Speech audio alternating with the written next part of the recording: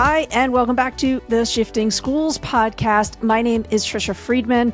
I am flying the plane solo today. Jeff is off traveling, so he's not with us this week. Don't worry, he's back soon, and he's going to be really envious that he missed today's conversation. We are talking with the co-authors of the brand new book, Lessons of the Pandemic: Disruption, Innovation, and What Schools Need to Move Forward. We talk about not only some of the lessons that need learning from the pandemic, but also perhaps lessons that need celebrating. Let me tell you a little bit more about our co-authors. Dr. Tim Presley is an associate professor of psychology at Christopher Newport University and is a faculty member for the university's Masters in Teaching program and the Center for Educational Research and Policy. His co-author, Dr. David Marshall, is an associate professor of educational research in the College of Education at Auburn University. Since 2020, much of his research on the COVID-19 pandemic and its impact on K-12 education. He has since edited 2 books on the topic, and he's done a lot of documenting from the first 15 minutes of the crisis. You'll be able to learn more about their research by heading over to the show notes. Again, you'll learn more about the book by heading over there too. Before we dive in to this week's discussion, we've got a quick word from our show sponsor. Are you in the middle of your teaching career and wondering how to best manage your finances? Money Pickles financial advisors specialize in helping educators like us. They offer practical advice on investments, savings, and even navigating pension plans. With Money Pickle, you're not just getting an advisor, you're gaining a financial partner who understands your unique needs as an educator. Head to moneypickle.com/shiftingschools today to sign up for a complimentary, no obligation video call with a financial advisor. That's moneypickle.com/shiftingschools. We thank them for being a sponsor of this podcast and of educators at large. And now with that, on with the show.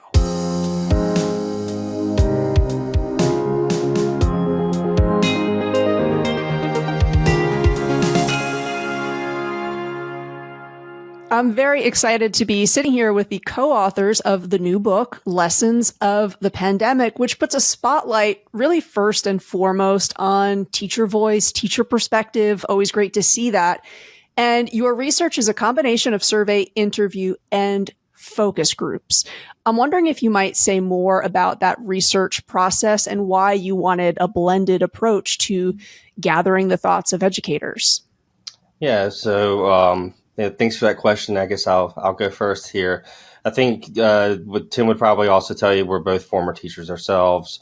So I remember thinking back to a couple days before things closed as a result of the pandemic. I was having a conversation with a colleague of mine, and we were kind of discussing the possibility. It's possible they might do something so wild and radical as to close schools to try to save people from this virus. Because obviously that's not something that ever happened in our lifetimes. And, we basically agreed that, well, if they do, someone should probably check in with teachers and try to ascertain how they're experiencing this and how they're making sense of it all. And if you fast forward about 4 or 5 days, a number of teachers who I used to work as part of a teacher preparation program, and a number of teachers who had some role in preparing Facebook friends with, and I started seeing one by one their reactions to the announcement that schools were going to be closed and they weren't going to see their students for 2 weeks. And of course, that's what we thought at the time. And I remember calling my colleague back instantly and saying, remember what we were talking about? I think someone needs to check in, and maybe it needs to be us. And so we, instantly did our first survey of teachers back in March and April 2020. And, we've done a number of surveys since, Tim and I both independently, and then we decided to team up. And I think that in terms of the blend, each of these means of collecting data gives you something a little different.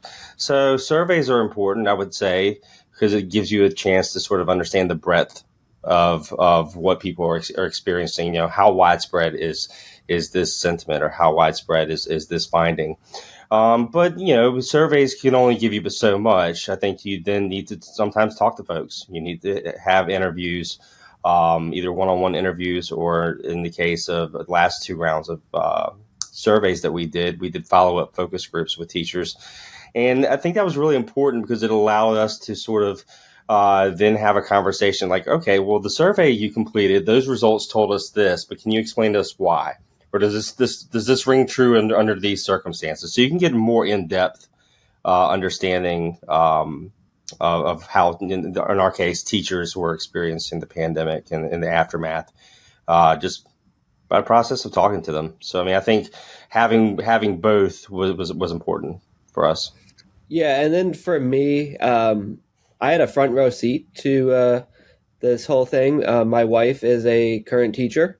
During 2020, she was a elementary reading coach, and so I was sitting there in the next room listening to her try and provide reading instruction to her students and getting on at all hours of the day. There were numerous times it was 8:30 at night, and she was hopping on a Zoom because that was the only time her students who were 9, 10-year-olds could get on, because that's when their parents could help them get on. And then throughout that summer, there were a lot of debates of what should schools do. And we spent quite a bit of time watching local school board meetings, talking about what should be done. And I also was able to overhear some of her school staff meetings where teachers were voicing their concerns and their frustrations. And it got to the point where I started to think, well, is this how other teachers are feeling? And through more conversations with my wife, I was able to kind of think, all right, well, if we're seeing it here in the small sample of teachers in Virginia, we should probably look into what other teachers across the United States are feeling. And so that kind of was my motivation with my first surveys. As David spoke to, the power of surveys, especially through social media, has allowed both of us to reach teachers we never would have been able to hear from. I know a couple years ago, David and I's first survey, we had teachers representing 49 of the 50 states, which obviously both of us being from Virginia and Alabama, we wouldn't be able to get that just from not using social media. So by using those tools, we felt like we were able to get more voices out there. And again, as former teachers, we know that research isn't always first to ask teachers how they're feeling. And I think one of the most surprising things for both of us, because we've talked about this previously together, is every time we posted surveys, especially early on, we were so thankful for the teachers taking the time to give us their perspective. But then on the social media posts, teachers would be posting back, "Thank you for doing this. No one's ever asked me. I really appreciate you taking the time to do this." And I know for both David and I, it was very it was a surreal moment because we were so thankful for the data, but it was eye-opening that no one had ever asked the teachers how they were doing during this pandemic.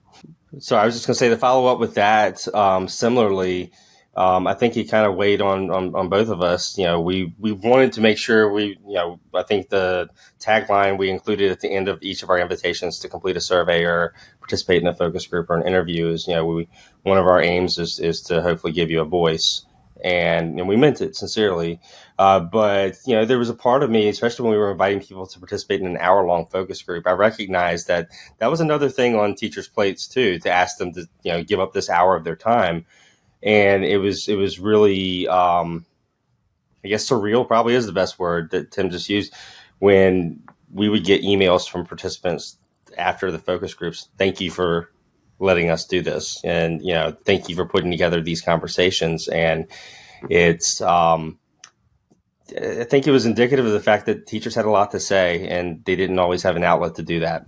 Yeah, I appreciate that. I mean, something that I always pay attention to is whenever any media outlet has coverage of any educational issue, whatever it is, I'm always looking where's the quote from a teacher? Where's the quote from somebody in the profession? Because I do notice it can be rare, and I really appreciate you bringing up teachers were grateful to do it, and it was yet another ask of their time.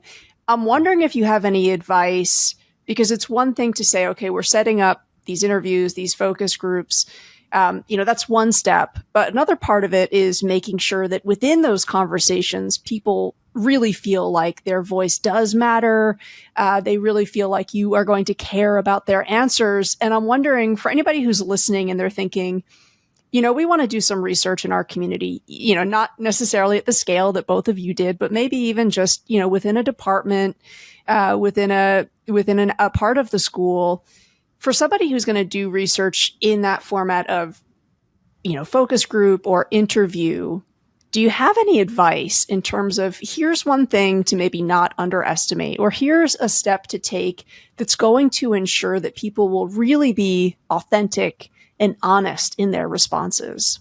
I think one of the first things is kind of just building trust there.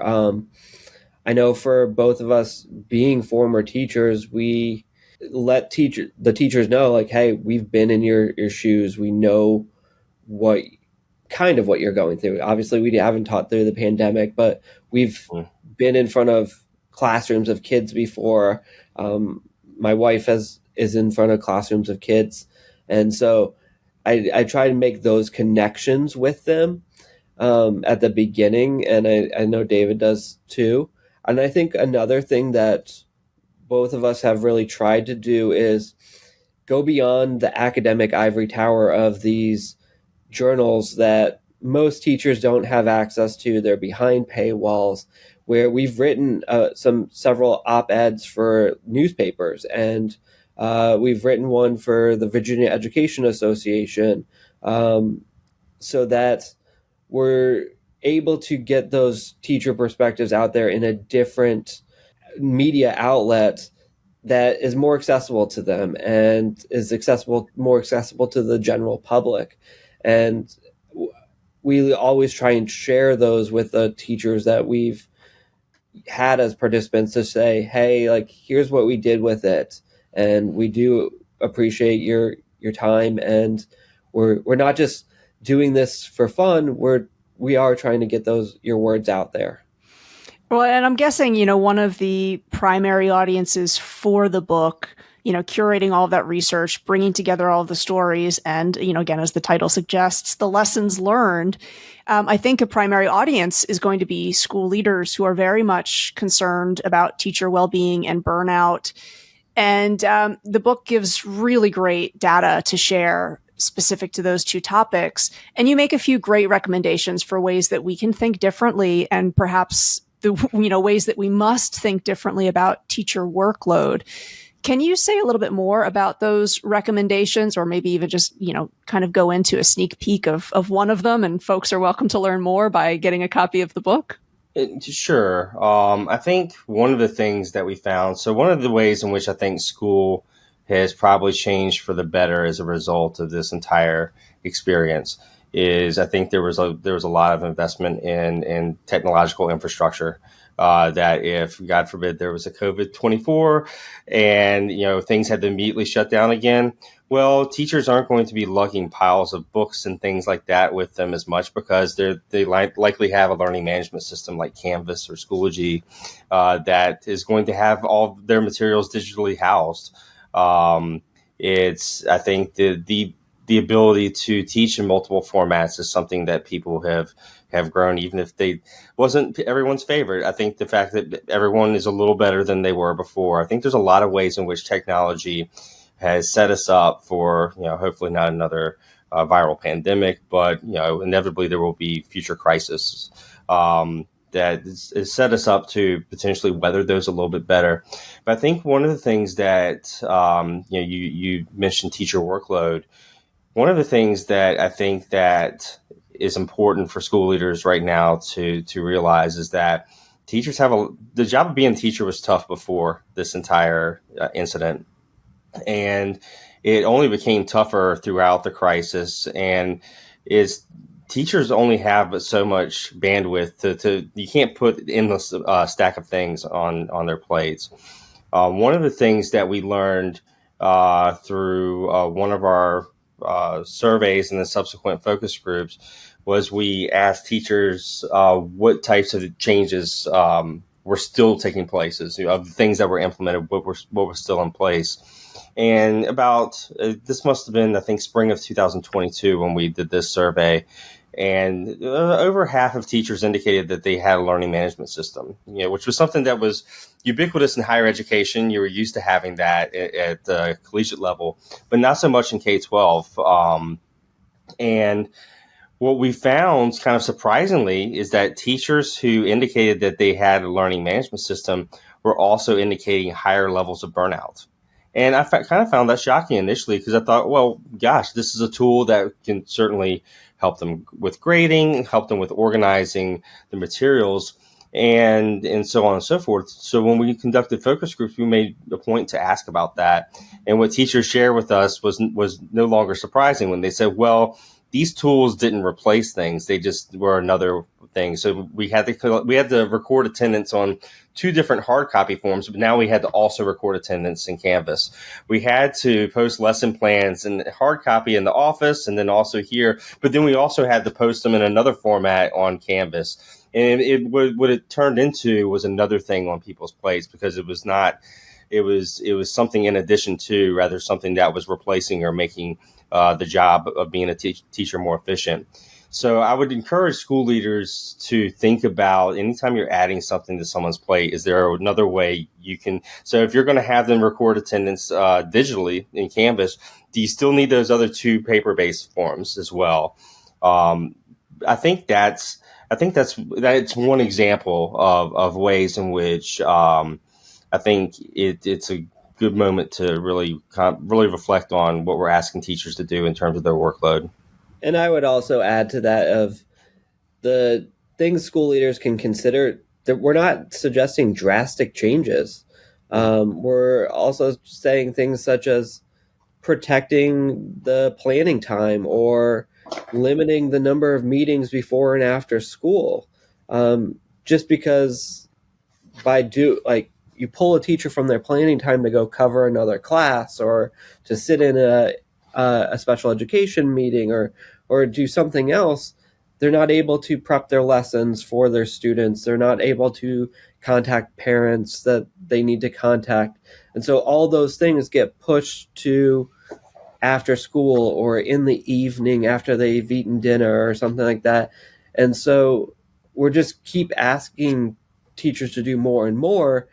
And ultimately what gets taken away from them is the time to do it. And that's one of the things teachers talked about when we asked them, hey, what do you need to be successful? One of the main things that they suggested was they need time. Mm-hmm. And so we would suggest that school leaders just look at how they're making teachers use their time and be aware of, hey, you can't just take it because it's there. Yeah. And, it's interesting because, of course, a lot of the lessons that you're talking about, it's sort of almost as though schools didn't necessarily have a choice in having to encounter them. It was like, the crisis forcing this learning.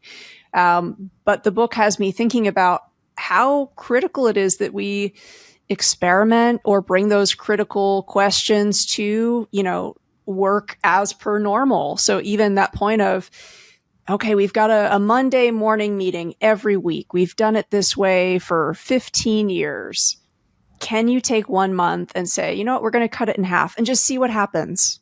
Or we're going to take those meetings and we're going to have a short video go out and see, is there a big difference? Like, are balls dropped, or actually is this working and something that we can play and experiment with? So, I love that the book points to the lessons. In my mind, the other part of taking any learnings on is that piece of, well, we're going to be willing to experiment. And I'm wondering if you have any thoughts on what that means for educators, as educators of educators. Do you have any advice in terms of, okay, we've learned some stuff. we're going to continue to encounter disruptions of all different forms. AI is already, I think, shifting what we're thinking of when we're thinking about what is school for, what's the best use of our time in school. So for folks who are saying, how do I continue to innovate or question practices, even when things feel settled? Like there's almost a danger, I would say, in getting back into a normal flow. How can we kind of develop that capacity to be willing to test whether what we're doing is working or if there is a more useful approach? That's a really great question. I would just challenge school leaders and teachers to really reflect on what they're doing in their schools. And honestly, I would tell school leaders, talk to your teachers. Mm-hmm. They're going to be able to tell you what's useful and what's not. And maybe the teachers don't have the answer right now, but the school leaders can at least talk to the teachers and be open to change. So if a teacher says, hey, the way we do attendance, it's a waste of time. I understand we have to do attendance for state accreditation or something like that, but is there an easier way to do it and not just be stuck in, well, this is how we've done it, and so that's how we're going to keep doing it, is probably the number one thing I would say is talk to the teachers. They're the ones doing it. They're professionals. Trust them and let them give their ideas. Yeah, I think the book mentions several times that's one of the issues, right? Is teachers not being treated as professionals. So I appreciate you underscoring that. Sorry, Dr. Marshall, I think I might have just cut you off. Oh, no, you're fine. And no, I think Tim's right. Schools have historically been among the institutions most resistant to change. And I think that, clearly this marked the moment when it's possible to sort of rethink and reimagine what school might look like. The two things I would say, one is for teachers, be open to change. And I think a lot of times, if I'm honest, that myself and my colleagues weren't always the most open to change. And part of that is because it's, oftentimes change sort of comes down from on high, and teachers don't feel as if they were sort of asked to weigh in or asked, even after the fact, all right, how are you experiencing this? Is this working for you? Is it not? Are there ways we can make this better? So I think for teachers, I would encourage them to be maybe more open to change and more open to the possibility of doing things differently than it's always been done. But to school leaders, I would encourage them simultaneously to, make sure that what they're doing and the changes that are being implemented are changes that do work for teachers and for other staff in the building as well. I think that far too often there might be an initial check-in and then it's done. And I think that having sort of a continuous dialogue around what you're doing if you're making an intentional change in a building, that's as important as the making the change in the first place. Yeah, you have me thinking, I wonder, I'm so happy to see the book come out, in part because I also don't know if we've done enough celebrating of how much change actually happened and at what pace. At Shifting Schools, we worked with thousands and thousands of educators in upskilling during that time so that folks were able to offer remote education. And, I was working with teachers who told me that they had never put together a digital slideshow, and they made the leap further from there in making instructional video content, quality instructional video content. And I think about what a huge leap that is. And, the anecdote I love to give is, when things were shutting down, the NBA, the National Basketball Association, they've got lots and lots of money, lots and lots of resources. They kind of said like, okay, we have to stop the season, done. And schools weren't afforded that option. So it's sort of, we had to keep going, and there was a lot of learning. And I wonder if either of you have any thoughts or have had any follow-up conversations in terms of what also might need to happen in terms of, oh my goodness, what just happened and what educators just went through and the tireless effort that went into that, have we also done enough to say, my goodness, that was extraordinary? The NBA kind of just threw their hands up, not to throw the NBA under the bus, but, there were a lot of folks that just said, like, we can't make this happen. And in education, that wasn't necessarily an option. And lots of folks were doing things that they never thought that they would have been capable of. Do you think that there's a celebration element too that needs to happen, or some kind of, marking of what just happened? No, I think that's actually an interesting idea, and maybe an idea that's worth pursuing. This idea of maybe celebrating what teachers went through, and not teachers too. I mean, our focus is primarily on teachers, but the school leaders, the administrators. It's not like they had any advanced preparation for how to manage and how to handle a pandemic either. To be fair and give them their due, but teachers, it doesn't matter. It doesn't matter what sort of modality your school was working with. If you were asked to teach remotely, then especially if you were a veteran teacher, you were asked to take lessons that you had spent years sort of honing in and totally recreate those into a different format with different affordances to try to meet the same objective of teaching kids, whatever that objective might have been. If you were teaching in person, then you might have also had kids on screens behind you in the same room while you're trying to keep people wearing masks and also socially distanced. And then you might have meals in your room. So regardless of what the job of being a teacher was, it was not an easy one. And I think that maybe there is a cause or a moment for celebration that should occur out of this, that, well, what do you know? We actually made it through this.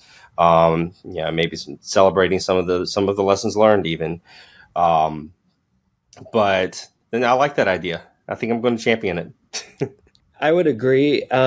Just talking to my wife, I know she has discussed with me, and I've talked with other teachers who have echoed it, of schools went back to what quote unquote normal pretty quickly. Like once we got the vaccines, schools went 0 to 100 real fast. And I know at times some teachers have not always felt like school leaders were recognizing that they were coming out of a pandemic. It's especially with the student academic achievement stuff coming out, where the test scores are lower than they have been in the past. Well, now teachers are being told, well, it's your job to bring those back up. And I know my wife has said no one has recognized that, hey, we just came out of a pandemic when at least half the students were online. All of the students were online at some point. Half stayed online for extra time. Can we just take a moment to breathe and say, before we just go hyperspeed and say we got to address this, and this coming out of the pandemic, I don't feel like teachers ever got that moment to be celebrated, to be recognized for what they did. So yeah, I would agree that definitely, I think, needs to happen. And I think those in education just need to take a step back and pause and just say, like, hey, look at what we came through. We were pretty successful. Yeah, there are areas we could improve on, but if it comes up again, we should be more prepared. But take a moment to pause, celebrate, and recognize what the teachers and students and parents and school board members all did during those 2-3 years that we were making decisions about instruction and how to support students and families during the pandemic. Yeah, thank you both for that. And listeners, if you feel like your school managed to do that in some creative or interesting way, reach out to us. Let us know what they did. We'd love to hear from folks who feel like, you know what, actually, we did do that. We kind of got that part right. We'd love to hear from you. Doctors Marshall and Presley, your book also points us to research on what social emotional learning can mean for the mental health and academic achievement in schools. I'm wondering if you can talk a little bit more about your findings specifically around SEL. Yeah, so this was not our main area of expertise, but it definitely came up within our discussions with teachers. And what was really interesting was we had numerous teachers talking to us about, oh, you could see the non-academic struggles of students, especially those students who were in a virtual setting for longer than their peers. I know there's a teacher we highlight in a case study in the book where she talked to us about the students struggling, just they weren't where they usually are developmentally. They struggled to resolve minor conflicts that previously, prior to the pandemic, students were able to handle by themselves. We had teachers talking to us about how students really didn't know how to act in classrooms or even to stop talking, because throughout the pandemic there was a mute button, and so it was definitely a chapter that we wanted to include in the book, because we kept hearing of these challenges that teachers were trying to help overcome or support students with, from the student well-being standpoint. Through the literature, we were able to understand that students really struggled. There was increase of stress, anxiety throughout the pandemic, a lot of feelings of isolation, which I'm sure adults felt as well throughout the pandemic. And so we were trying to look into some of the successful research-based programs out there, and social emotional learning is one that really caught our eye, just because it can be implemented within lessons. It can be implemented, especially for the younger kids, at like a circle time. But beyond the just easy of implementation, there's been positive results from a research standpoint with students academic and emotionally. But it's also had a positive impact on the teachers, supporting teacher well-being, job satisfaction, and self-efficacy. So we wanted to make sure we highlighted that, and that was one of the aspects that we believed will stick around coming out of this pandemic, that schools will continue to try and support students emotionally in the classroom. And from what we've read and from what others have researched, that seems to be a good thing. Yeah, I don't have much to add other than I do think that, much has been made, rightfully so, of where students were standing academically following the pandemic.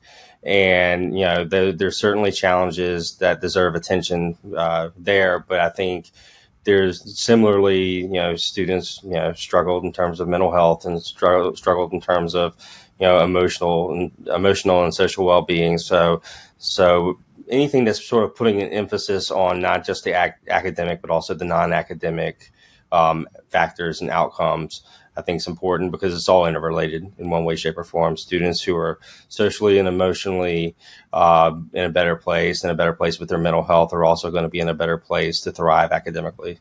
Yeah, I think that messaging in the book about the interconnectedness is really key, because I think there's a lot of misguided thinking around SEL as being, completely separate from academics, or completely separate from some of the core literacies that we want our students engaging with. One of the examples that I often give to illustrate that is we have a collection of free check-ins, and I'll often point out, like, one of them, by way of example, is it's just a 4 corners prompt where you've got different musical instruments in each corner, and it's the question is, at the start of this week, which sound most resonates with how you feel moving forward? And it's a check-in, but it's also, I have to do some metaphorical thinking in terms of how can I connect my emotional state with a banjo, with a drum set, and also just, often when I recommend doing a check-in like that, I'm like, don't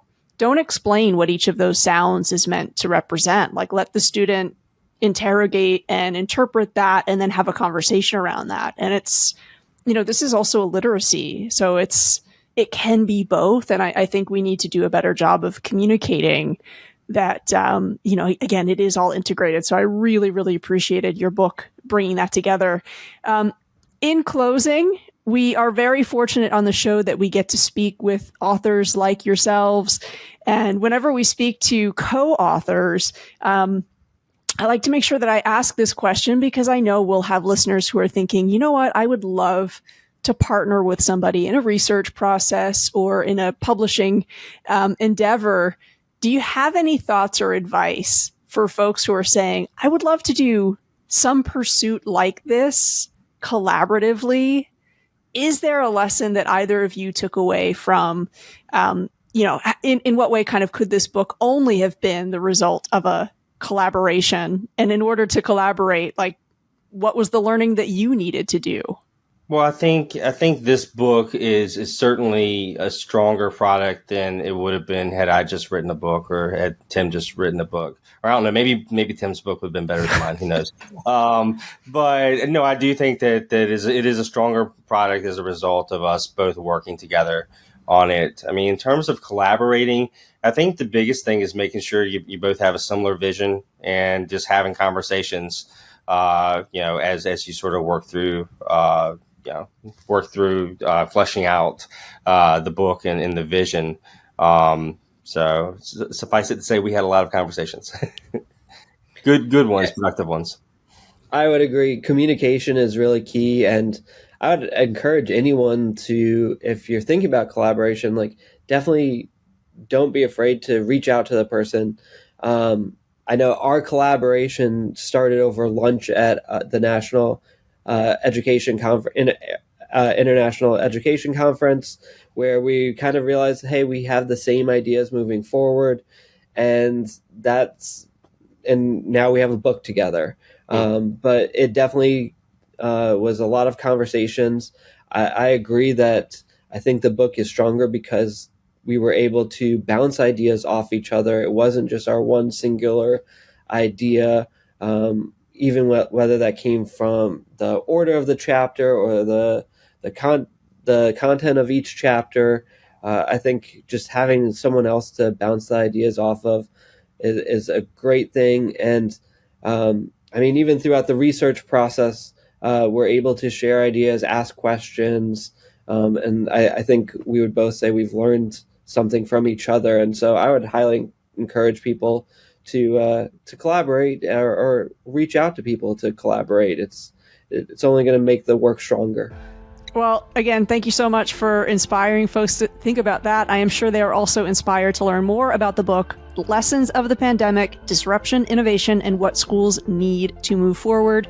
Again, Drs. Marshall and Presley, thank you for your time. Listeners, you're going to find out more about ways to connect with them and to get a copy of this book on your campus over there in the show notes. Thank you so much for joining us today. Thanks for having us. Thank you.